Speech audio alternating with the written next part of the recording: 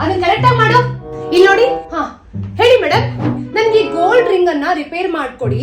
ಈ side edges ಕಾಣ್ತದೆ ಗೊತ್ತಾ, ಇಲ್ಲೆಲ್ಲ ಡ್ಯಾಮೇಜ್ ಆಗೋಗಿದೆ. ಅಷ್ಟೇನಾ? ಇಲ್ಲಿ ಕೊಡಿ, ತಗೊಳ್ಳಿ. ಓ ಇಷ್ಟಕ್ಕೆ ಟೆನ್ಷನ್ ತಗೊಂಬಿಡಿ ಮೇಡಮ್. ನಾಳೆ ಅಷ್ಟರಲ್ಲಿ ನಿಮ್ ರಿಂಗು ಫುಲ್ ರೆಡಿ ಆಗ್ಬಿಟ್ಟಿರುತ್ತೆ. ನಾಳೆ ಬಂದ್ಬಿಡಿ ಅಲ್ವಾ? ಹಾ ಪರವಾಗಿಲ್ಲ, ನಾಳೆನೆ ಸಿಗ್ಲಿ. One day later. ಮೇಡಮ್ ನಿಮ್ಮನ್ನೇ ಕಾಯ್ತಿದ್ದೆ. ತಗೊಳ್ಳಿ ನಿಮ್ ಬಿಲ್. ಏನ್ರಿ ಇದು, ಗೋಲ್ಡ್ ಮೇಲೆ ಇಷ್ಟೊಂದು GST ಹಾಕಿದೀರಾ? 5% GST ಹಾಕಿದಿರಲ್ಲ, 3% GST ಹಾಕ್ಬೇಕು. ನನ್ ಗೋಲ್ಡ್ ನ ಬೈ ಮಾಡ್ತಿಲ್ಲ, ರಿಪೇರಿ ಮಾಡಿಸ್ತಿರೋದು.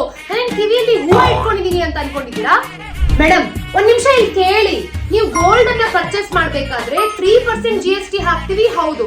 ಆದ್ರೆ ನೀವು ಸಪರೇಟ್ ಆಗಿ ಗೋಲ್ಡ್ ಅನ್ನ ಏನಾದ್ರು ರಿಪೇರ್ ಮಾಡಿಸ್ತಿದ್ದೀರಾ ಅಂತಂದ್ರೆ 5% GST ಹಾಕ್ತಿವಿ, 3% ಅಲ್ಲ.